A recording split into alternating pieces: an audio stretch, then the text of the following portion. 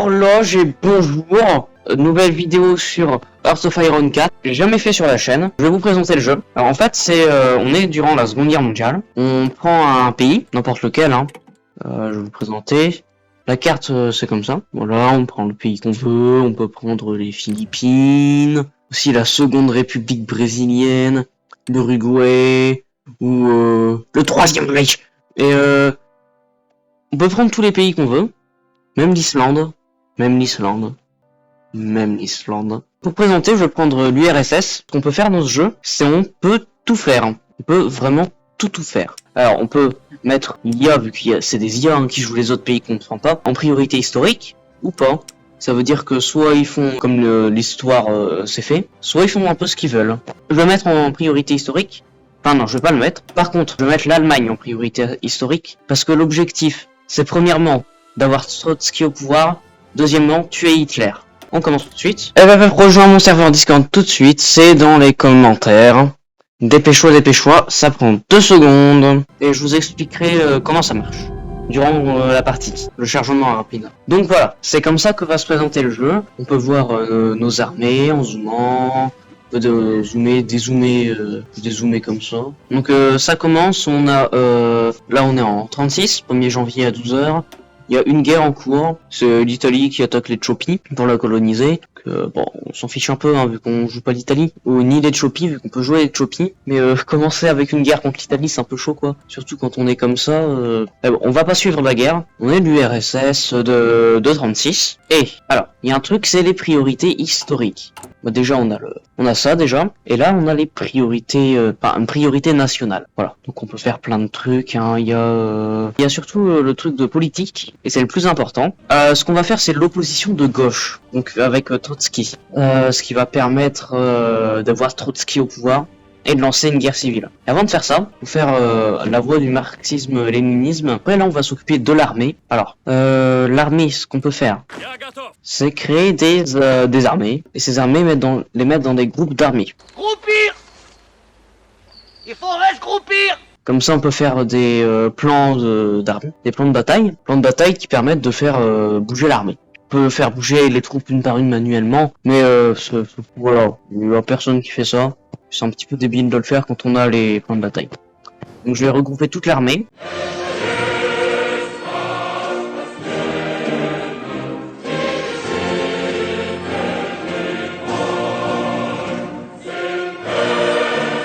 Donc j'ai regroupé tout en armée. J'ai mis des généraux pour avoir des bonus. Et lui c'est un maréchal.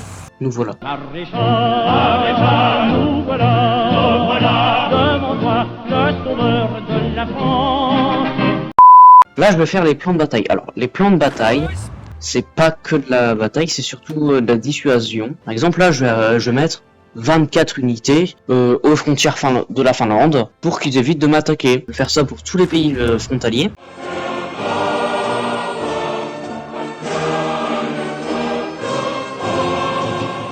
Aussi, pour avoir de l'armée, ça tombe pas comme ça, abracadabra, bibidi babidi-bou. Salagadou, la menchikabou, la bibidi babidi-bou. Faut entraîner des troupes. Pour ça, rien de plus facile. On appuie sur entraîner. Hop.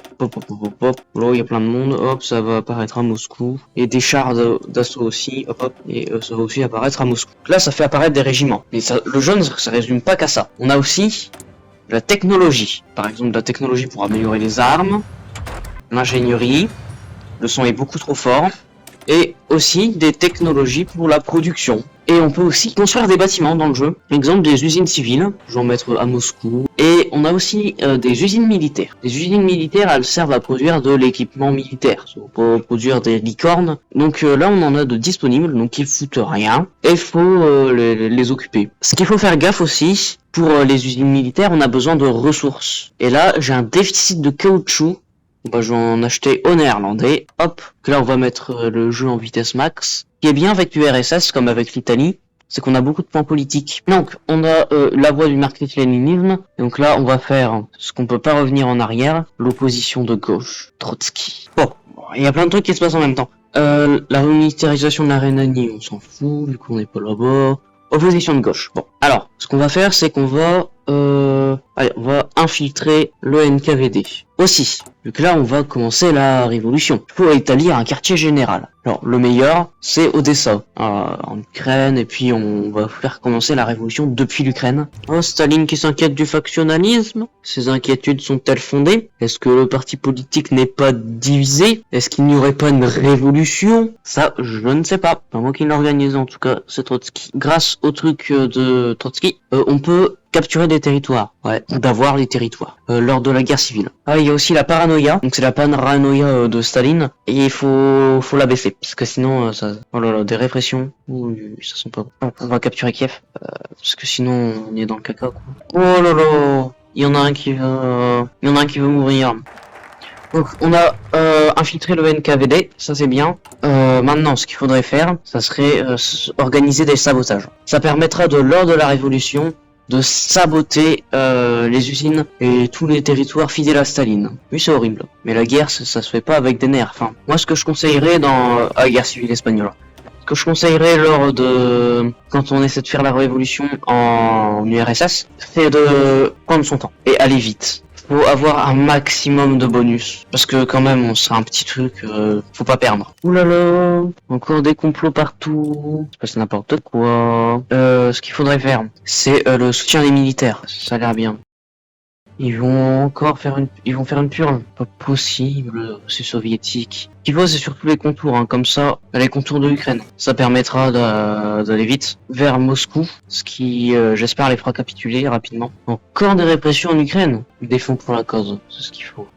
Donc pour ça, il faut intégrer le bloc de machin et contacter l'un des deux.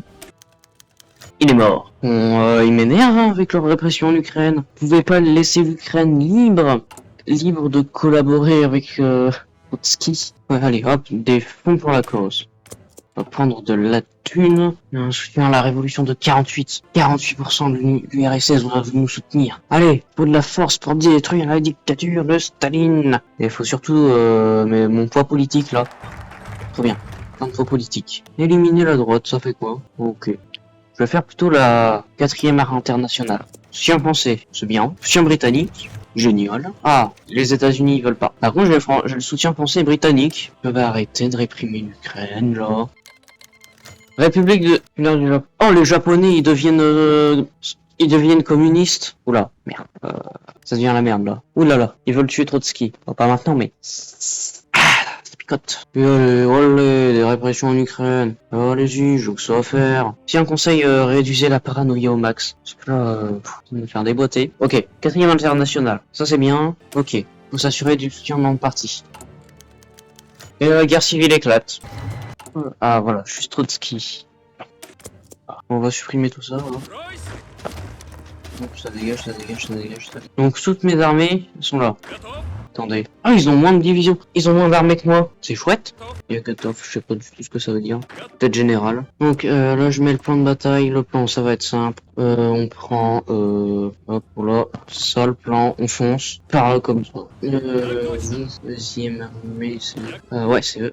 On prend Moscou. Ah ouais, j'ai le sabotage. Allez, on sabote la production militaire. Et c'est parti.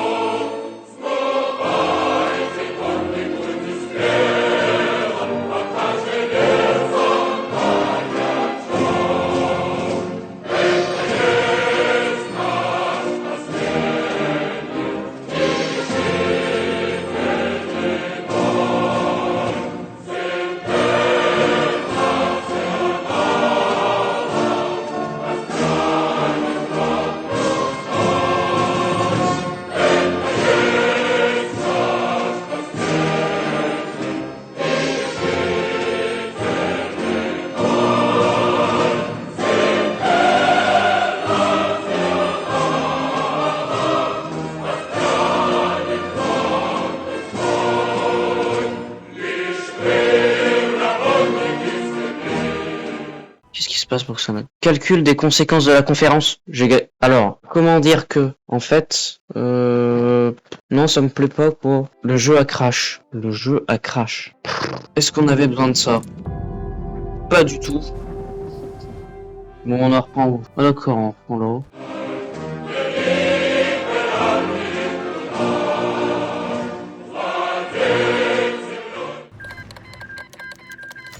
Ouais, ça pas crash. Wouhou! Victoire, la guerre contre Staline est enfin terminée. Le dictateur a été renversé. Trotsky nous a menés à la victoire. Il est temps désormais de réveiller la ferveur révolutionnaire qui est en chacun de nous pour permettre à l'Union des républiques soviétiques eurasiatiques d'apporter la liberté aux prolétaires du monde entier. Nous sommes à l'aube de l'ère nouvelle. Fin de la guerre civile soviétique. Victoire! République populaire du Japon. Il ne reste plus qu'à faire pression sur tous les gouvernements pour imposer le communisme dans le monde entier. Et essayer de renverser un autre dictateur, Adolf Hitler. Mais ça, c'est pour un autre épisode. Voilà, j'ai envie. Mais avant, on règle les problèmes intérieurs. Là, hop, on se remet comme interne. Puis, allez, un mot aléatoire pour la confusion. Conclusion. Non, pas lesbienne. Quoi? Bon, c'est d'accord, j'ai eu ce mot-là, mais merci. Mais non, merci. Bon bah, au revoir.